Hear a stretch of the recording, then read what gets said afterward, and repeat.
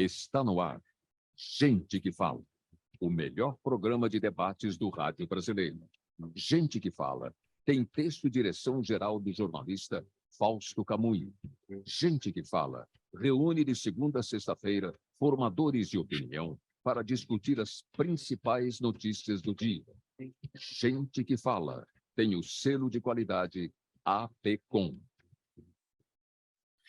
Olá, olá, boa tarde. O programa Gente que Fala está começando ao vivo pela Rádio 365, a sua rádio de todos os dias. Transmissão também pela UTV, a TV da internet, e pelas nossas redes sociais, Instagram, Facebook, YouTube, tudo à sua disposição para você acompanhar essa nossa jornada de hoje, sexta-feira, até 1 da tarde. A gente quer você aí, curtindo, comentando, compartilhando a nossa transmissão. Participe também pelo nosso WhatsApp, 973350038 é o número. De novo, 973350038. Eu sou Mauro Friesman, meio-dia em ponto. Até aqui você ficou com o Lucas Neto, com o É Hora de Esporte, aqui pela Rádio 365, mas a partir de agora é hora de programa Gente que Fala, e a gente apresenta os nossos convidados de hoje, um programa de sexta-feira especial, bastante musical, com muita arte, muita cultura para a gente conversar por aqui. Com a gente, o Nenê, baixista e vocalista do Negritude Júnior. Nenê, tudo bem? Boa tarde, bem-vindo ao Gente que Fala. Boa tarde aos seus ouvintes. Mauro, tudo de bom para vocês aí que estão na sintonia. Obrigado pelo convite. Estamos aqui para bater um papo no Gente que Fala. Obrigado pela presença. Também com a gente, Nilzângela de Lima Souza. Ela é poetisa, presidente do Instituto Olhar da Língua Portuguesa no Mundo, diretora da OLPB Publisher e embaixadora da Casa do Poeta de São Paulo. Tudo bem, Nilzângela? Boa tarde. Seu áudio está fechado, Nilzângela. Nenê já falou há pouco, já comecei muito bem, né? Tá errando. Boa tarde, muito obrigada por esse convite, por esse apoio cultural. Cumprimento todos vocês, a equipe técnica que já apoiou há alguns minutos. A união sempre faz a força, eu sempre falo isso. Obrigada. Obrigado pela presença. Eu apresento também aqui o Felipe Calisto, ator. Ele está em cartaz aqui em São Paulo com o espetáculo O Diletante. Tudo bem, Felipe? Boa tarde, Mauro. Boa tarde a todos aqui presentes, aos ouvintes do programa Gente que Fala. Muito obrigado pelo convite aí. E o Paulo Tadeu, cantor, escritor, editor. Ele é diretor da Matrix Editora, criador do stand-up infantil Proibido para Maiores, vocalista da banda Saco de Gatos. Paulo Tadeu, boa tarde. Como estão as coisas? Oi, Mauro, boa tarde. Boa tarde a todos os ouvintes aí do teu programa maravilhoso que é o Gente que Fala. Boa tarde aí, o Nenê, boa tarde, Nilzângela, Felipe. Obrigado pelo convite. Vamos fazer aí um programa legal para o pessoal que está nos escutando. É isso aí, gente. 12:02, vamos ao nosso primeiro tema desta sexta-feira aqui, para dizer que nos Estados Unidos, artistas indignados com a inteligência artificial generativa, que copia em segundos estilos que eles levaram anos para desenvolver, travam uma batalha na internet e também nos tribunais em defesa do direito autoral. Ao mesmo tempo em que as inteligências artificiais estão divertindo a rede ao gerar covers inéditos e inusitados com vozes de grandes artistas. As obras são feitas sem o consentimento, crédito ou compensação ao autor. Mas a maior preocupação é quanto à possibilidade cada vez maior de um robô poder substituir o homem, até mesmo na criação artística. Nenê, eu começo com você a respeito desse tema. Você teme a inteligência artificial? Aí muita gente achando que virão muitos problemas pela frente em relação aos direitos autorais, a possibilidade aí até de substituição, né, de muitos trabalhos. Boa tarde, meu amigo. Pergunta muito pertinente, né, aos dias de hoje, né? E a gente é de uma época, eu acho que o Paulo lembra muito disso, a gente é de uma época do vinil, né? Onde a gente tinha os recursos, né? Conforme você vai produzindo o seu trabalho, você tinha os recursos para vender o teu trabalho num formato diferenciado, não convivíamos ainda com a pirataria, tinha ainda uma dificuldade com a arrecadação. A gente sabe de todo esse processo que veio se modernizando, tornando mais rápido, mais ágil e tudo mais. E a inteligência artificial, ela veio para ficar. Por mais que a gente queira fazer com que a coisa volte, né, retrocesse, ela veio para ficar. O detalhe, muitas vezes, que a gente, às vezes, não está muito bem acostumado, o ser humano, é exatamente dar crédito a quem se merece. Né? Você realmente fazer valer, né? Todo um trabalho, todo um estudo, né? Então, por mais, eu creio assim, né? Por mais que a inteligência artificial ela se desenvolva, consiga conexões, né? Tente reproduzir, é muito diferente para quem mexe com. Eu acho que a própria Elisângela pode falar sobre isso. A gente que mexe com arte, a vibração da gente é diferente. Né? Existe algo de alma aí que a gente conecta com pessoas. Porém, no mundo de hoje, que a gente está vendo, né, toda uma juventude cada vez mais ligada nisso, isso tudo pode atrapalhar essa outra parte, que é a parte não só da remuneração, como tornar também, de certa forma, um pouco mais artificial. Né? Então, eu acredito que o sabor espiritual, o sabor da alma vai prevalecer. Porém, quando a gente parte para a parte física, a parte onde a gente está falando de remuneração e de direitos, é preciso sim salvaguardar o direito da propriedade intelectual, né? Da propriedade dessa obra daqueles que vêm criando ao longo do tempo e devidamente serem remunerados. Então, eu acredito que teremos grandes desafios, porque as pessoas adoram, né? WhatsApps, onde você não precisa pagar um centavo para nada. Né? Então, muitas vezes a gente acaba indo para um outro caminho, né? Mas talvez é porque está tudo muito no começo, não é, Nenê? Então, nesse novo regramento para essa nova realidade, no sentido de salvaguardar os direitos autorais, tudo isso vai ter que ser criado, vai ter que ser pensado, a gente vai ter que entender o que é esse novo momento com a inteligência artificial, né? Não é possível que as coisas sigam assim, totalmente soltas no escuro, né? Não tem como. O detalhe, por exemplo, né, graças a Deus, por exemplo, os Estados Unidos está sempre um passo à frente do restante do mundo, né, até por conta do seu desenvolvimento. Então, quando já se há uma batalha sendo travada dentro deste contexto, é super interessante porque eles já estão à frente, já estão antenados. O detalhe é que muitas vezes demora-se um tempo muito, muito longínquo e faz com que as pessoas tenham muito prejuízo. Então, quanto mais rápido isso for regulamentado, né, então melhor. E essa é a grande dificuldade, né? Por exemplo, lá já existe uma batalha. Espero que aqui já se comece a olhar para isso também, porque no momento que chegar aqui, a gente já esteja adiantado para que não haja prejuízo, como ao longo da história sempre houve prejuízos nesse sentido.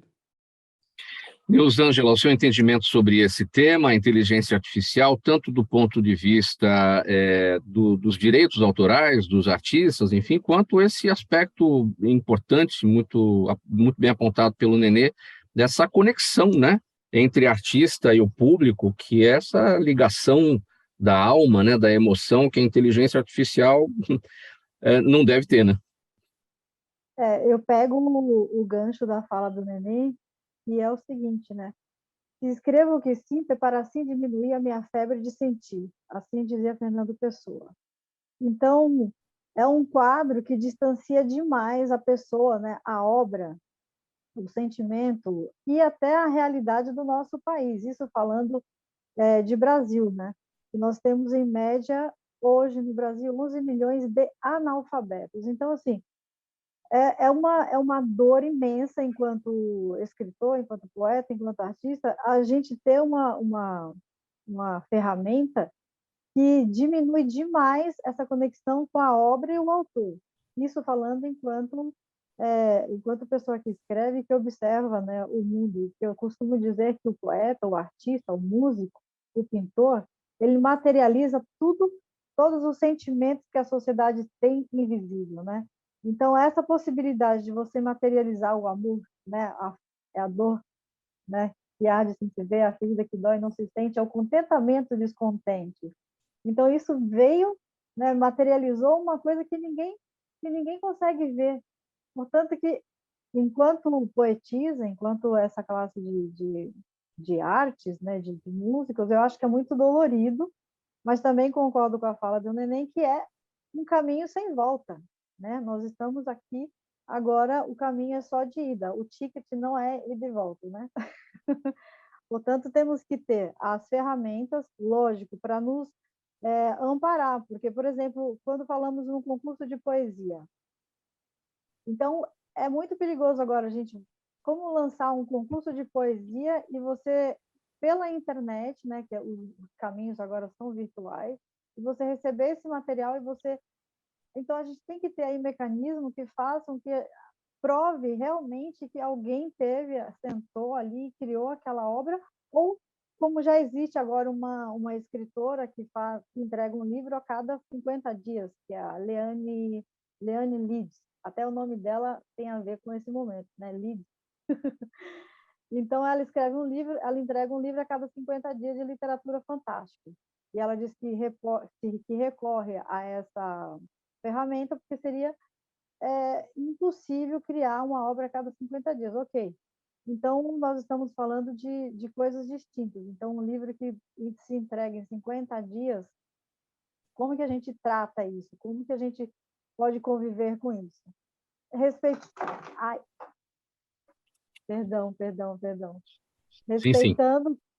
Respeitando, claro, a criação dela, mas também vindo dessa ferramenta que é a tecnologia e não essa ferramenta que é esse pensar intelectual, esse desenvolvimento linear intelectual. Perdoe, gente, conforme falamos de um assunto que mexe tanto com as nossas emoções de criações, a gente fica um pouco empolgado. Desculpe-me essa falha técnica. Enquanto você fixa aí o seu smartphone, Nilzângela, eu vou seguir aqui com o Felipe Calisto. Felipe, até porque a gente está numa situação que não é só...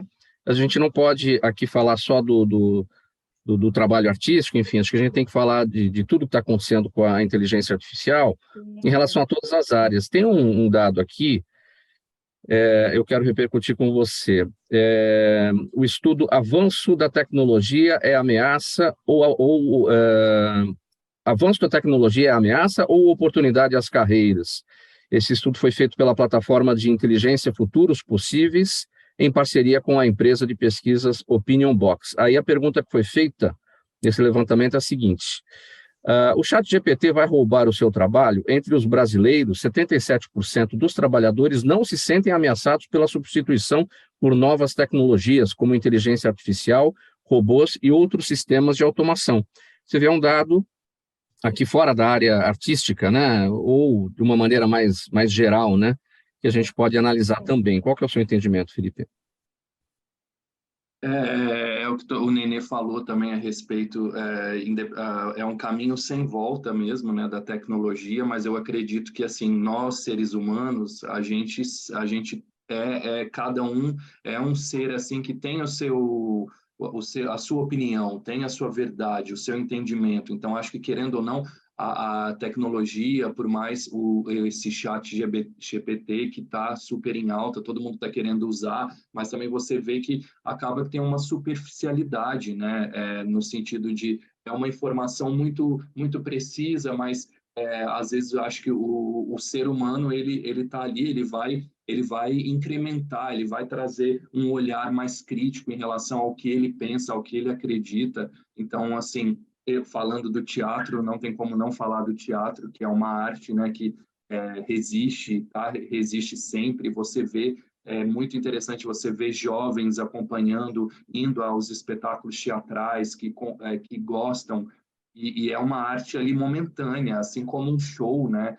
Um show é um momento em que você vai ali se dedicar àquele momento, por mais que as pessoas fiquem com o telefone, elas estão ali, e é diferente essa relação. Então, eu acredito que é um caminho delicado, é perigoso, mas a gente não tem que temer no sentido de, não, então é um caminho sem volta? Pode ser um caminho sem volta para as coisas serem mais rápidas, ágeis, mas eu acredito que nós, os profissionais que estudam, que são dedicados em qualquer que seja a sua profissão, essas pessoas continuarão ali e serão necessárias para conduzirem esse segmento e o que elas acreditam. Paulo, seu entendimento sobre esse momento da inteligência artificial? Olha, Mauro, eu acho que a gente está vendo aí como toda grande tecnologia, toda nova tecnologia sempre provoca esse tipo de alvoroço, esse tipo de medo. O ser humano, de uma maneira geral, tem esse medo do que é novo, né? E o que a gente está vendo agora realmente é algo muito disruptivo, é uma coisa muito nova. Quer dizer, 6 meses atrás a gente não estava falando disso, né? De um dia para o outro surgiu e foi uma coisa muito rápida. A gente tem que pensar o seguinte: quando esses avanços aparecem, eles provocam mudanças e tem trazido também, a gente tem que pensar o seguinte, tem trazido novas formas de trabalho, novas atuações para o ser humano. Você, por exemplo, hoje, você vê que tem muita gente hoje que é influencer, por exemplo, muita gente que monetiza o seu canal de YouTube, muita gente que está ganhando dinheiro dentro do YouTube, das plataformas digitais e nos podcasts e por aí vai, coisas que a gente não tinha antes, né? Antes a gente tinha ali meia dúzia de redes de televisão, os atores, os cantores ali, todo mundo trabalhando dentro de um determinado formato, gravando o seu CD, gravando o seu disco, ganhando dentro daquele formato, e foi tudo mudando, né? Hoje você tem o Spotify, você saiu daquele engessamento que era só o teu CD, o teu disco, tudo mudou. Mudou a forma de ganhar, mudou a forma de expressar a tua arte. Então, a gente está vivendo esse momento que ainda tem muita coisa para acontecer e realmente a gente tem medo do novo, né? Isso é uma coisa normal do ser humano. E eu creio que a gente ainda vai ter muita novidade para vir por aí. Eu não sou daqueles que têm receio, não. Eu acho que isso logicamente, precisa ser colocado dentro de limites da lei. Isso a gente precisa debater muito, porque realmente a tecnologia ela chega com uma velocidade muito grande e o legislador ele está sempre um passo atrás, né? O próprio Nenê falou aí dos Estados Unidos, que são muito mais rápidos do que nós, isso é verdade. Mas mesmo lá, quer dizer, quando você está percebendo que uma tecnologia chegou, ela já está muito à frente do legislador, né? E quando o legislador for lá debater e colocar alguns limites, a tecnologia já está num outro patamar de novo, né? A gente está sempre atrás. Mas eu vejo com bons olhos, eu acho que a gente tem condições aí de colocando os limites, de que todos nós sejamos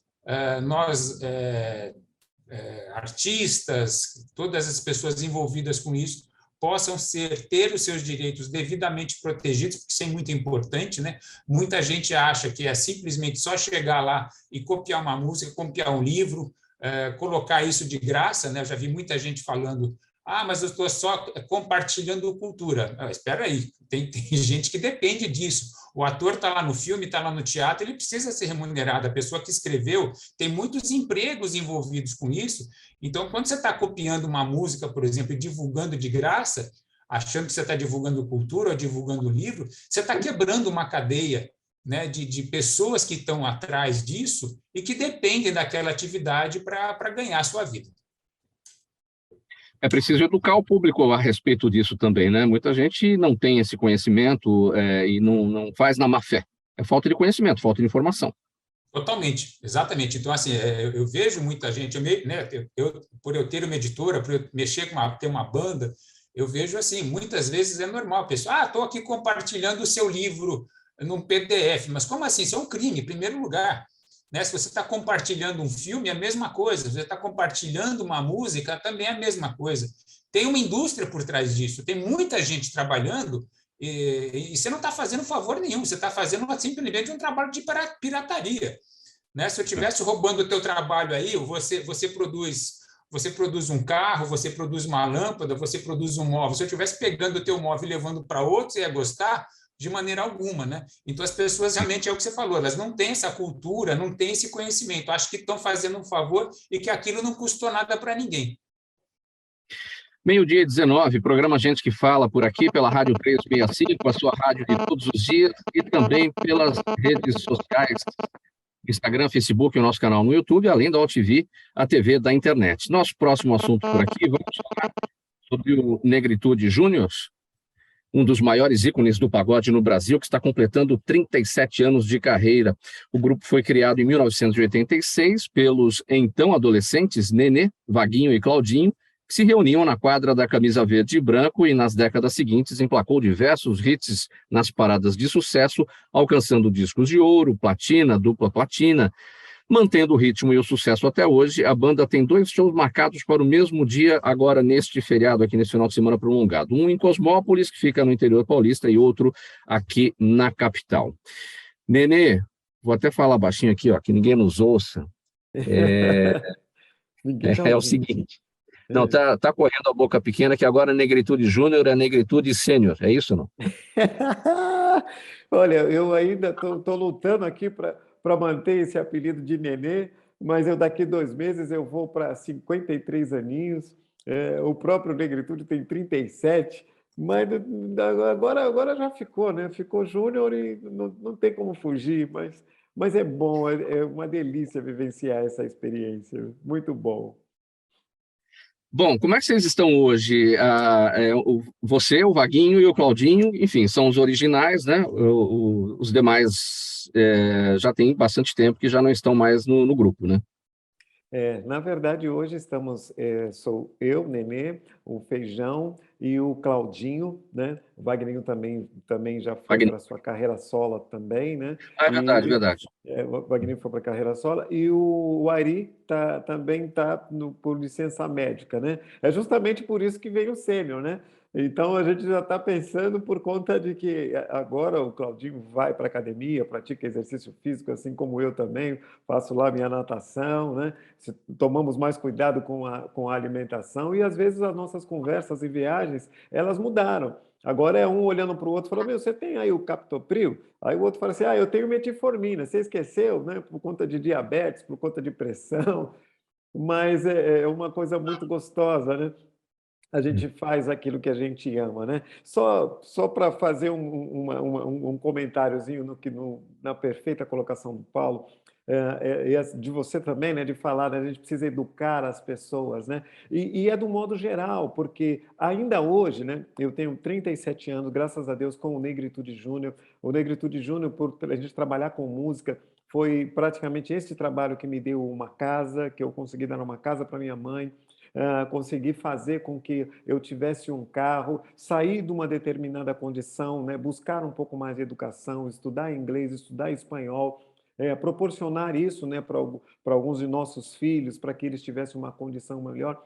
Tudo isso veio da música. E quando o Paulo fala, por exemplo, existe toda uma indústria, um monte de gente, o que ele também está dizendo é que ainda culturalmente tem algumas pessoas que às vezes, né, já aconteceu isso em roda de amigos, né, de perguntar, mas vem cá, você trabalha com o quê? Aí você fala, não, eu sou músico e tudo mais. Fala, tá, mas não, assim, trabalho, né, um trabalho assim e tal, o que você faz? Aí você fala, tá, o que eu estou entendendo? A gente percebe, tanto nas autoridades como no público em geral, tipo que aquelas pessoas que lidam com a arte, que isso não é um trabalho, que isso não tem uma indústria, né? A gente vê até mesmo, a gente até em conversas, né, de quanto é destinado para a cultura, né, dentro do PIB, né? Até então eu lembro que eu conversei com o subsecretário da Cultura de São Paulo, faz uns 3 anos, antes da pandemia, e a gente descobriu que era 0,08% que era destinado para a cultura do PIB. Muito pouco. Só que a indústria cinematográfica, a indústria da música, a indústria dos livros, editoras e tudo mais que é ligado à arte, produz muito e faz girar muita grana. e isso não volta. E algumas pessoas ainda acham que isso não é um trabalho. Então, quando você está falando com a outra pessoa que está pegando a sua música e passando para outra, ela não entende que aquilo, para você produzir uma música, você pagou um estúdio, você pagou um músico, e às vezes, hoje, você chega a gastar coisa de uns 80 mil para fazer um CD com um EP com 10 músicas, e às vezes, para você ter esse dinheiro de volta, demanda muito tempo, né? Então, hoje, o Negritude, graças a Deus, consegue, através também das plataformas digitais, fazer a coisa acontecer, né? Hoje não é só simplesmente no modelo de uma gravadora, e a gente agora está pensando no nosso novo EP. Uma das canções nossas que tá aí tocando, o nome dela é Sextou, né? Que fala, né, uma alusão a esse verbete, essa forma de falar, né, de tornar a sexta-feira um pseudo-verbo, para que você comemore um descanso, né? Esse happy hour. Então, essa linguagem, né, de, olha, hoje sextou. A nova música da família Negritude fala sobre isso, fala sobre empoderamento feminino também, porque é uma coisa da mulher se arrumar, vou sair, vou dançar, vou me divertir, e isso não quer dizer que eu estou à disponibilidade de quem quer que seja. É no meu tempo, é na hora que eu achar que sim. Então, é uma música muito, muito interessante, também nessa nova roupagem da família Negritude. Assim. Fiz uma síntese, né? Só para adiantar. Não, enfim, mas acabou voltando no tema anterior, né? Eu senti aí uma espécie de um desabafo em relação a essa questão da necessidade de educar, porque tem toda uma indústria por trás de absolutamente tudo que vocês fazem, e que nós aqui fazemos, nós temos um papel artístico também. Não tem como não fazer esse desabafo aqui também, porque eu também sinto isso, porque eu sou do mercado da voz profissional. Eu faço locução publicitária, eu trabalho para o mercado publicitário, para o mercado corporativo, para o mercado institucional, e muitas vezes, quando alguém pede um orçamento a respeito de um desses trabalhos, não, é rapidinho, é facinho, você grava aí, é um textinho pequenininho, tudo no diminutivo, entendeu? No sentido de depreciar e no sentido de baixar o seu valor, e a gente sabe que tem toda uma cadeia, eu não trabalho sozinho nisso, tem a minha narração, tem o técnico que trabalha, tem o sonoplasta aqui, tem tudo ali, enfim, é um monte de gente, né? Tem o seu estúdio que você paga, então as coisas não funcionam assim. Então aí a necessidade da educação. Você fez o seu desabafo, eu aproveitei aqui. É verdade, só para falar, por exemplo, eu sou baixista, né? Então você imagina você começar hoje, né? Puxa, eu vou começar a estudar contrabaixo. Quanto tempo você leva para estudar? Quanto custa uma corda boa de contrabaixo? R$ 270. Né? Então, se você está no show, quebrou aquela corda, você tem... É 270, uma corda. O microfone que você fala, quanto custa? O microfone do show, quanto custa? Né? Se você for pegar um Neumann, nós estamos falando de 30 mil, 40 mil, um microfone de ótima qualidade. Né? Então, assim, tem todo um custo, mas não se percebe. Mas é uma questão de educação. E eu acho que vai ser a mesma coisa, né? Só falando do nosso amigo Felipe, que falou do teatro, que eu achei incrível. Eu fico imaginando para aquelas pessoas que viviam de teatro, quando chegou a televisão. Meu, acabou o teatro, não vai ter mais teatro, agora vamos demolir tudo, porque agora chegou a televisão, não vai ter. No entanto, o teatro, essa arte milenar, secular, né? A gente sabe que não tem como, a vivência de quem adentra um teatro e assiste algo pela televisão, só quem foi no teatro, quem vai ao show, sabe o que é, né? Bom, voltando a falar do Negritude, dos 37 anos de carreira da banda, do grupo, vocês seguem o ineditismo no repertório, enfim, sempre criando novas composições, ou os shows estão mais baseados nos grandes sucessos dessas quase 4 décadas do grupo? Quando você chega nesse patamar de 37 anos, de já ter lançado mais de 300 músicas, né?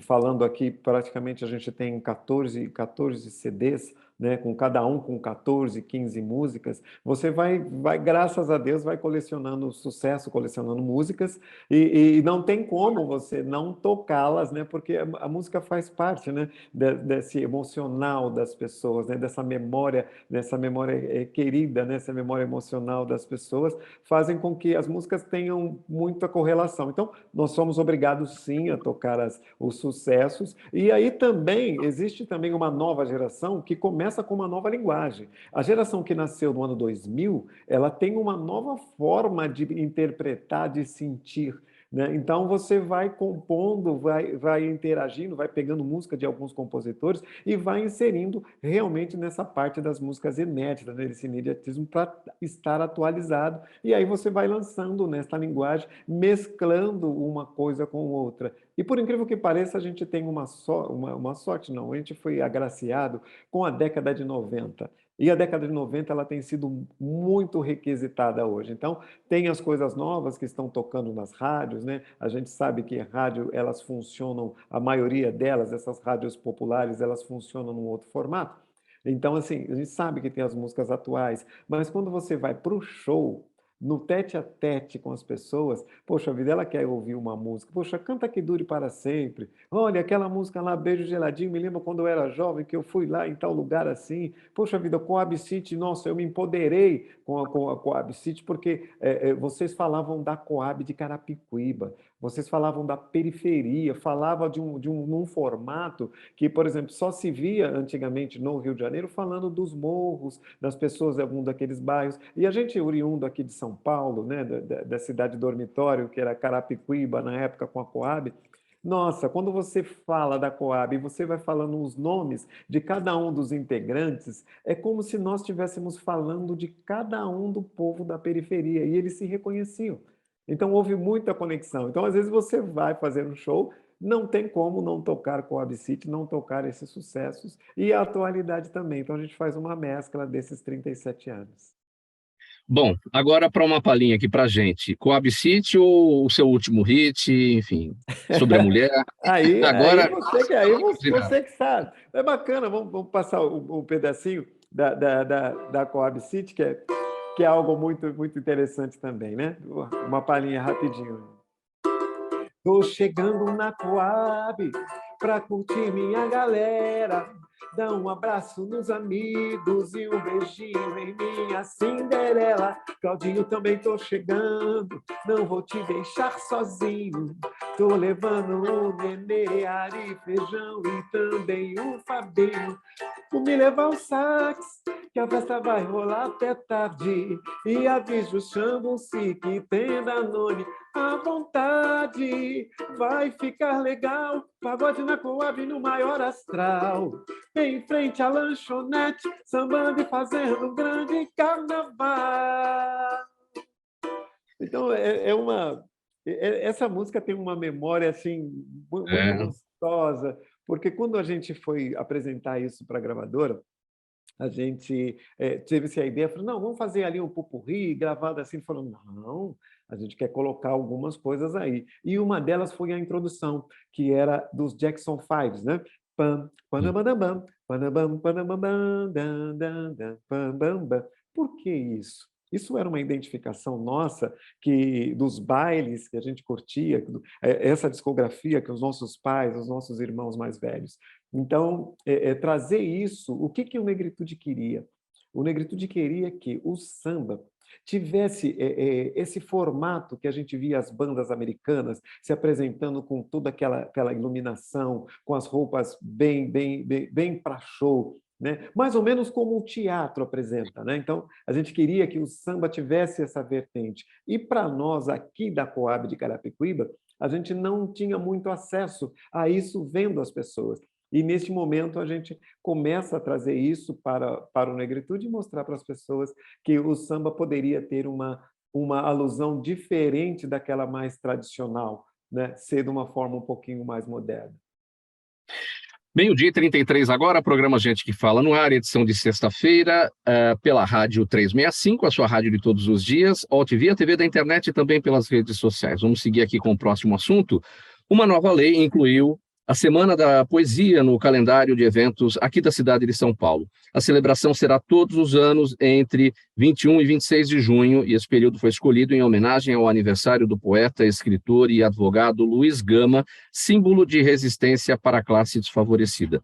O objetivo da Semana da Poesia é promover, criar manifestos literários, escritos e orais e divulgar entre os paulistanos esse patrimônio mundial, claro, que é a poesia. Nilzângela, essa proposta, essa lei nasceu de um projeto de lei apresentado por você na Câmara Municipal de São Paulo, é isso? Seu áudio fechado, Nilzângela. Abre para a gente, por gentileza. Pronto. Sim, esse projeto de lei nasceu por uma reivindicação da minha ancestralidade também, né? Porque nós, que somos ascendentes de africanos, a gente tem um corte, né, na nossa vida, né? Porque o Luiz Gama, né, Luiz Gonzaga Pinto da Gama, ele veio para cá, né, que nasceu em Salvador, mas ele teve o corte que foi da mãe dele, né? Ele nasceu em Salvador, filha de mãe liberta, mas na condição, né, muito desfavorecida e pai português que o vendeu aos 10 anos. Portanto, ele ficou com esse corte que todos nós que somos descendentes de pessoas que foram condicionados a escravos após a travessia, a gente não tem esse registro, né, de quem foi o bisavô, tataravô. Eu não tenho registro de quem foi o meu tataravô. Eu tenho até a minha bisavó, que diz a lenda, que a gente não consegue ter certeza, que ela foi capturada, mas capturada onde, quando, com quem? Então, essa falta que teve em minha vida, que é o coletivo, né, o nosso, somos descendentes e ascendentes africanos, me fez escrever esse projeto, porque quando a gente fala de Luiz Gama, a gente está falando da nossa memória. Então, para que essa semana de poesia nas escolas as pessoas consigam falar um pouco de nossa história, né? Ressaltar, porque tem apenas 141 anos que ele morreu, né? Que ele faleceu. Então, a gente ainda pode ressaltar muito a nossa história, e eu acho que isso é uma maneira de uma pequena contribuição de acender, sabe, a nossa ancestralidade que está aqui e que, de alguma maneira, que a gente não vai entrar nesse assunto, né? Foi foi um recorte, né, na nossa história, foi um retalho na nossa história. Então, passar uma semana falando sobre poesia em homenagem a Luiz Gama, para mim, é uma maneira de dizer para a minha ancestralidade: obrigado por ter resistido, obrigado porque vocês passaram por tudo isso e ainda assim, hoje nós estamos aqui, porque hoje nós somos resultado da resistência que eles tiveram. Então, é só uma maneira de retribuir uma pequena parte do que eles conseguiram suportar para que hoje a gente está aqui com esse discurso de falar eu amo poesia e obrigado por você ter resistido. Nilzângela, a gente acho que você está com algum problema no seu microfone, aí ele está bastante baixo para a gente. Se você tirar esse seu fone, você consegue ouvir? É que você está no smartphone, né? Você consegue me ouvir? Se você tirar o... Desconecta o fone, isso. Vamos tentar. Bom, a lei diz o seguinte: a celebração será todos os anos entre 21 e 26 de junho, né? A Semana da Poesia, que pelo calendário de eventos da cidade de São Paulo, está chegando, né? Já está entrando em maio. O que está previsto para acontecer nesse período, já daqui um mês e pouquinho?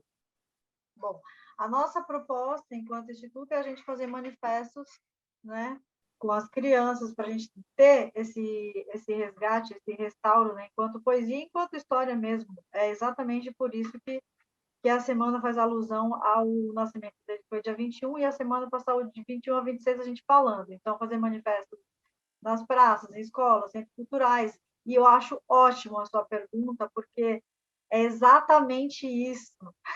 Me dá uma alegria a sua pergunta. Que eu pretendo, né, que eu tenho essa presunção de que vários lugares, estabelecimentos, não somente os públicos, mas os privados também façam essa semana de poesia, façam a alegoria aos poetas que mais lhe façam bem, mas que falem de poesia e que ressaltem o porquê da semana de poesia, né? Quem foi Luiz Gama, o porquê que nós estamos hoje aqui comemorando ou ressaltando, né, essa história. Então, eu acho que dessa maneira é uma pequena ação de reacendermos, né, como já foi dito outra vez, a poesia não é um mecanismo de muitas luzes, né? Ela não tem muita ascensão no editorial, mas eu acho que é também um pontapé inicial para que a gente comece, desde criança, a ler poesia. Você sabe que a minha mãe ia para a igreja a pé, caminhava 3 quilômetros, e lá na igreja ela recitava poesia. E no final de semana, durante a semana também, ela ia a pé para a escola e também tinha recital de poesia. Isso estou dizendo de uma condição que a gente morava na roça, né? E lá na roça nós tínhamos acesso à poesia. Então, não é possível que a gente, estando aqui na cidade, nessa megalópole de São Paulo, a gente não consiga dar acesso à poesia com desculpas que isso não é um mercado que não traz dinheiro, né? Então, com esse exemplo, pode falar. E não é uma falta de gosto pelo gênero, é a falta de oportunidade mesmo, né? E aí a importância da Semana da Poesia no calendário paulistano, né? Exatamente, exatamente. Então, eu espero agora e convido vocês também, essa bancada que você trouxe, que é maravilhosa, que vocês também, cada um, como tem o nosso colega aqui da música, né, o Nenê, música é poesia, então ele já distribui a poesia, né, há 37 anos, é uma alegria gigante. Paulo também, né, entre as crianças, também faz esse trabalho, e o teatro também, né, que é de sumar importância. Então, a gente está, eu acho que num time super bacana, que todo mundo gosta de poesia, e a minha esperança é que eu consiga sempre estar assim, que a poesia consiga fazer essa união entre todos os polos e que a gente multiplique não só a poesia, como a nossa história, a nossa ancestralidade. Agora, faltando 20 minutos para 13h, você segue aqui no programa Gente que Fala, pela Rádio 365, a sua rádio de todos os dias, AltV, a TV da internet, e também pelas redes sociais, Instagram, Facebook e o nosso canal no YouTube. Para falar agora com o Felipe Callisto, o ator Felipe Callisto, sobre o seguinte: olha, mostrar o biscoito fino escondido atrás da obra de Martins, o mediógrafo que influenciou toda uma geração de dramaturgos e deu um sentido nacional para o teatro brasileiro, na época colonizado, com os intérpretes atuando com sotaque português, porque era chique. Esse é o desejo de Edinaldo Freire, diretor de O Diletante, que estreia agora no dia 4 de maio no Teatro Giostre. O espetáculo é uma grande comédia que trilha o tom do teatro de costumes e tem a proposta de divertir e mostrar os tipos humanos com seus problemas familiares e sociais. Felipe, esse texto é bastante antigo, né? Século XIX. Atual? Sim. É um texto escrito por Martins Pena, né, que a gente considera o Molière brasileiro. Foi escrito em 1844, e ele faz uma sátira do gosto pela ópera, que a ópera tinha acabado de se tornar uma moda no Rio de Janeiro. Então, o protagonista, que é o José Antônio, que é o pai da família, ele é apaixonado por música e ele está totalmente fascinado pela ópera. Então, ele quer casar a filha dele, quer achar um tenor para que case com a filha dele. Ele quer que as pessoas cantem e ninguém mais aguenta, porque ele só fala sobre isso, ele só vê isso. Tem um caipira, que na época de São Paulo, né, que é um dos pretendentes a casar com a filha dele, que ele gosta de moda de viola e ele tenta mostrar a moda de viola, a música brasileira, ou seja, o Martins Pena acaba trazendo o povo brasileiro em cena, né? Esse protagonismo que mostrando essa modernização e também mostrando que nós temos, o Brasil tem muitas qualidades, temos muitas coisas boas, as pessoas, a nossa cultura, a nossa identidade, né? Então ele faz essa crítica com a direção do Edinaldo Freire, que é um diretor incrível, que traz a farsa, onde a gente essa comédia, né, farsesca, que é exagerada. E eu acho assim, é um espetáculo, não estreou, fazer comédia é difícil. Você começa a ensaiar, no começo as pessoas estão rindo, aí depois todo mundo se acostuma, e aí depois você fala, e aí, né? Agora a gente vai esperar o público, e inclusive estão todos convidados. A gente estreia dia 4 de junho, e a gente faz uma temporada de 5 de maio até... a gente estreia dia 4 de maio, e a gente faz uma temporada de 5 de maio até 4 de junho, sextas e sábados às 20h30 e domingo às 19h. e é lá no Teatro Giostre, ali na Rua Rui Barbosa. É um espetáculo leve, é uma comédia, acho que é um momento muito legal para a gente se divertir, para a gente falar de coisas leves, né? Tá tudo muito cinza, então vamos colorir um pouco o público. O diletante tem a ver, a palavra diletante, né, tem a ver com aquela pessoa que sabe muito da sua área, daquela sua atividade, é um aficionado por aquilo, né? Então, a gente está falando aí, nesse contexto, nesse âmbito, da ópera, né? Desta pessoa que gosta muito de ópera. Exatamente.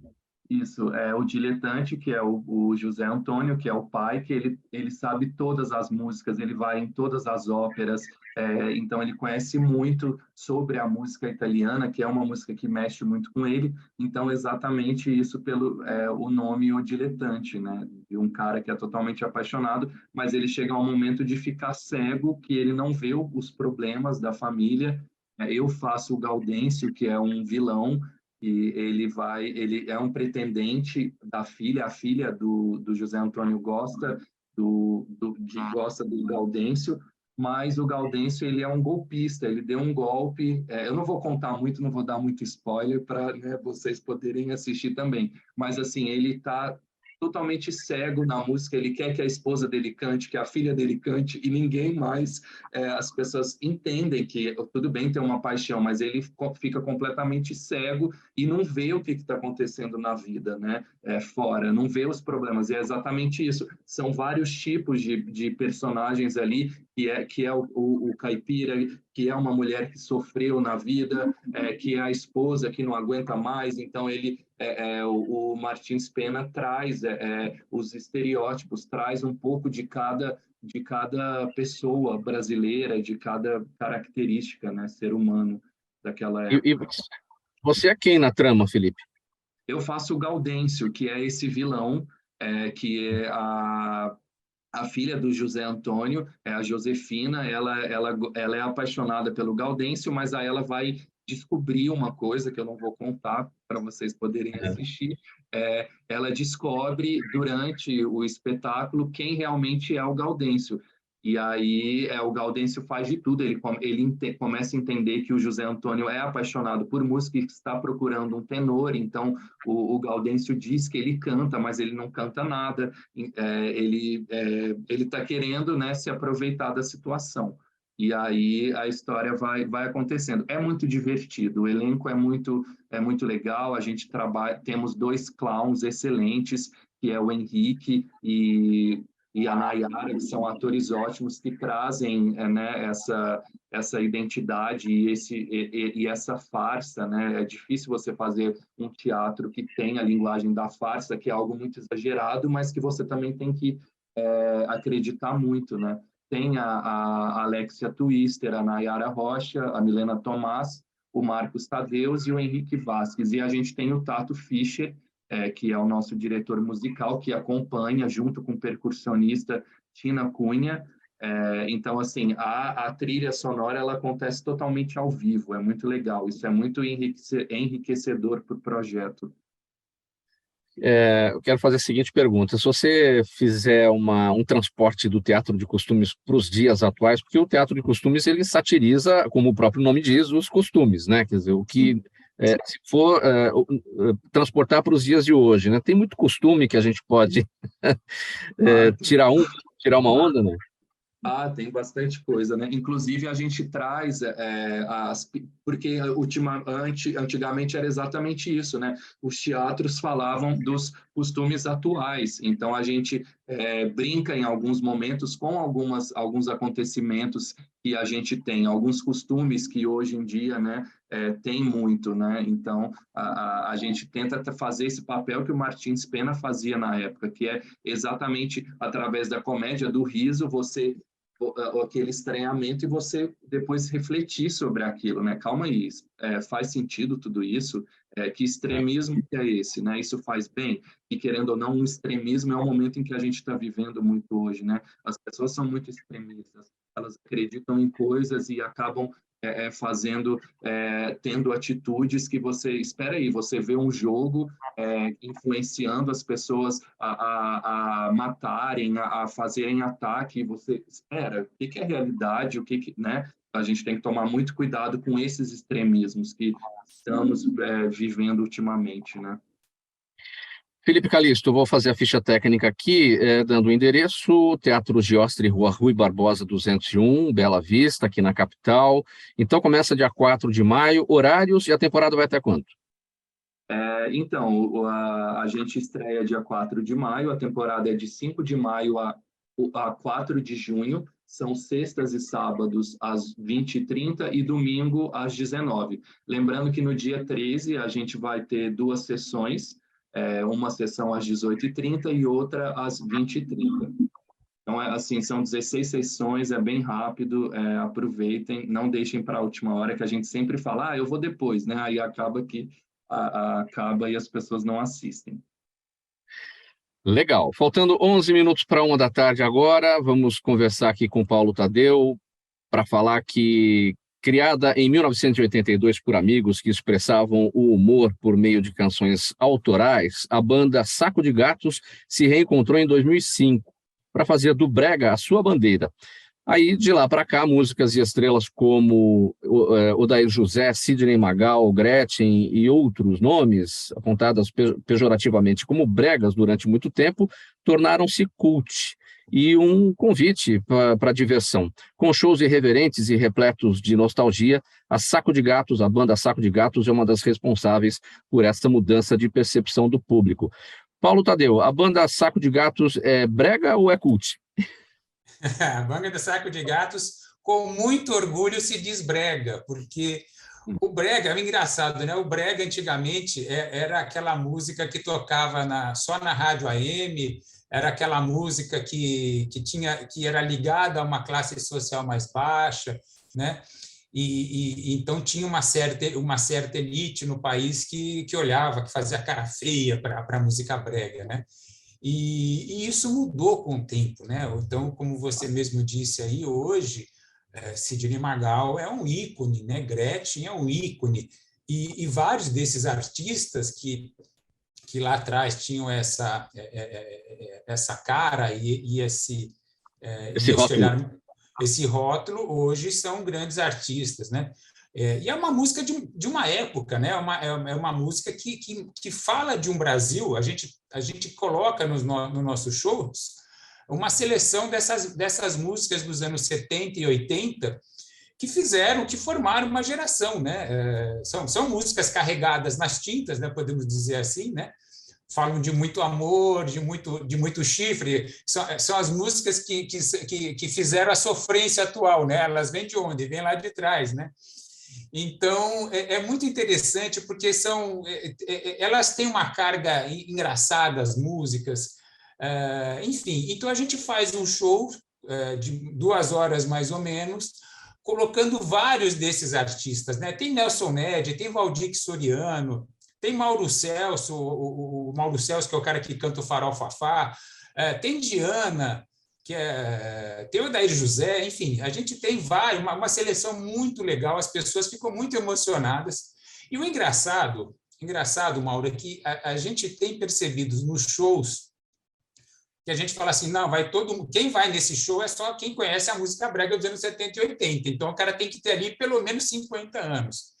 E está sendo muito interessante, porque tem aparecido muita gente de 25, 30, 35 anos, uma geração muito, muito jovem, que a gente fala assim, mas esse cara conhece a música brega de onde? Mas como a internet hoje, né, rede social, não existe mais aquela coisa do passado, né, presente, né, tudo virou uma coisa só, né? O Nenê sabe disso tão bem quanto eu. Então, a pessoa que escuta essa música era diferente do meu tempo, né? Você tinha a música que meu pai escutava e a minha mãe escutava e que eu não escutava, né? Hoje em dia está tudo misturado. Então, é legal você ver uma geração mais jovem chegando no show, gostando do brega e cantando com a gente as músicas ali que o pessoal de 50, 55, 60 anos está cantando também. Então, está sendo muito legal, porque o brega realmente é uma marca do Brasil. Qual é aquela que leva o público ao delírio, Paulo? Olha, para falar que uma que leva ao delírio é difícil, porque eu sou bem sincero, são muitas as músicas ali, né? O pessoal canta Farofafá numa boa, a música do Vando, Você é Luz... Farofafá, comprei 1 quilo de farinha para fazer farofa. Comprei 1 quilo de farinha para fazer farofa, para fazer farofa, para fazer farofa. Então, é um grande sucesso, todo mundo pula ali com a gente. A gente tem o Roberto Leal, por exemplo, né? Roberto Leal estava ali sempre no Chacrinha, no Silvio Santos, no programa do Bolinha, né? Estava ali entre as 7 campeãs do Barros de Alencar. Quem lembra do programa do Barros de Alencar na rádio? Estava Barros de Alencar, vai apresentar. As 7 mais do dia. As 7 campeãs, exatamente. Enfim, tem Reginaldo Rossi, por exemplo, que é um ícone que a gente não pode deixar de cantar, né? Garçom, aqui nessa mesa de bar, você já cansou de escutar centenas de casos de amor. E a do Vando, qual que vai bem? Você é luz, é raio, estrela e lua, manhã de sol, meu iaiá, meu ioiô. E a gente brinca com o Vando no show, é um momento muito legal do show, que a gente convida a plateia, na verdade, a gente convida as meninas, as mulheres, para vir para frente do show, porque em vez de as meninas jogarem calcinha, é a gente que compra uma calcinha de presente e joga para o público. Então, a gente dá de presente para o público. A gente joga lá para o público. Então, se você estiver escutando aí e quiser concorrer a um sorteio de uma calcinha novinha, bonitinha, você vai no show do Saco de Gatos, porque vai rolar lá, no meio da música do Vando, é a gente que distribui calcinha para a plateia. É muito legal. Olha, o tempo nosso está bem em cima e aqui tem perguntas da audiência. Eu vou aproveitar que você está falando, Paulo. A Patrícia Lopes, aqui pela UTV, está acompanhando a gente pela UTV, e pergunta por que temos hoje tão poucas bandas baseadas no humor, como tínhamos o Premê, o Premê Ditando Breck, né? Língua de Trapo, o próprio Saco de Gatos e tantos outros. Pergunta da Patrícia Lopes. É uma questão de momento. Eu acho que são momentos da música brasileira. Assim como a gente pode falar também que tem poucas bandas de rock também, né? Que é uma renovação, é uma questão de momento. Acho que a questão de daqui a pouco aparece uma banda aí, outra banda. É um momento que acontece isso na indústria cultural. Só queria aproveitar também, Mauro, só para dar os endereços dos nossos shows. Hoje, dia 28... Vamos agora, sim. Legal. Bom, então, assim, hoje a gente faz um show às 21 horas hoje, lá no Moca Music Hall, lá na Moca, na Serra da Bocana. Então, se você quiser entrar nas redes aí do Moca Music Hall, você já faz a sua reserva lá. Tem poucos lugares, já está quase acabando. E no dia 7 de maio, agora também, a gente faz um outro show lá no Ed Carnes, que é a casa de shows do Ed Carlos. Não sei se quem é das antigas vai lembrar do Ed Carlos. Roberto, meu amigão, eu tenho o seu nome guardado no meu coração. Então, é um show no domingo, na hora do almoço. Hoje é o show à noite, lá no Moca Music Hall, e no dia 7 de maio, lá no Ed Carnes, na hora do almoço, tá bom? Para você aproveitar o seu domingão com o Saco de Gatos, para você se divertir, cantar, se emocionar, porque o pessoal vai se emocionar também com essas músicas.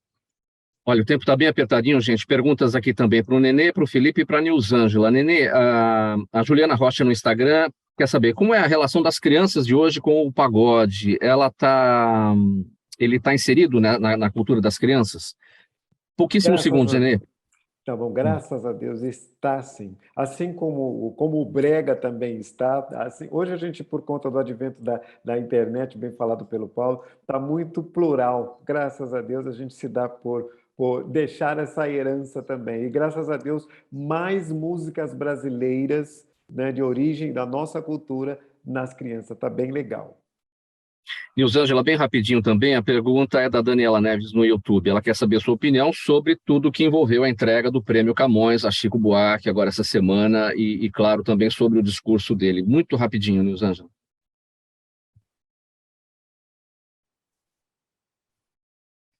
Cadê Nilzângela? Não temos. Seu áudio fechado. Pouquíssimos segundos, Nilzângela. A gente está com 2 minutos para encerrar.